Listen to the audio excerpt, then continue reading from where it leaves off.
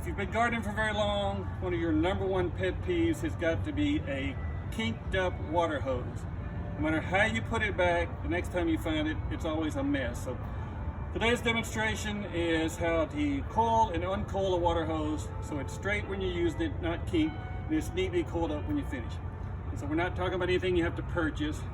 This has to be laid on open, flat ground, so it doesn't work well in a bucket or a ground tire planter, just to land on the ground, but it does coil it up in a nice neat circle so you can access it easily. So here it is, perfectly coiled up because some conscientious master gardener coiled it for us. But what are most people going to do is when they're gardening, kind of grab the hose and they're just going to start walking with it, and it's just going to knot the loops over and over and over and eventually kink them all up like that.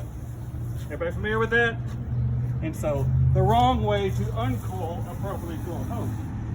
And it also takes time to get it back, a lot more time than this uncoiled properly. So, put it back.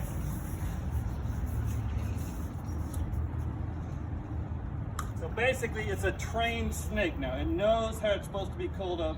It should be the same way every time, and it remembers that. So you know how hoses eventually get hard and persistent and knotting and kinked and whatnot? Well, they can also be trained to be coiled up, but you have to treat it right. And so as we're uncoiling it, we're going to twist the hose, and so you see we have it looped this way. So as you're walking away, you're going to uncoil it the way it was looped, and so you'll see it flip over and then straighten out, and then flip over and straighten out, and flip over. And you do that all the way as you're walking, and you eventually just sort of feel it as you're going, but you can always look back and see. And so it's about uncoiling it just like you coil it. So you do your water and everything, have no kinks, and it's time to put it back up.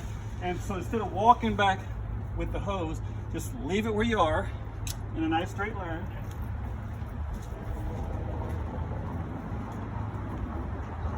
And it doesn't matter what hemisphere you're in, the water hose doesn't carry, so you can coil it either direction.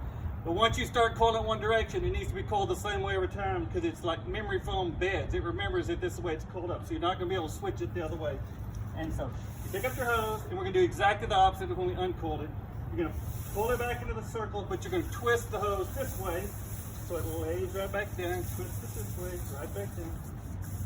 And if it's ever laying out here and it's not right, you just do this little number here. And you can make, the bigger the loops, the better, because it means less coiling and uncoiling. And lay it right back there all coiled up, ready to go for next time.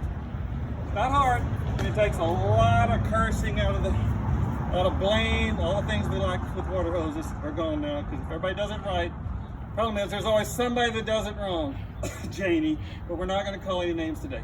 Thank you.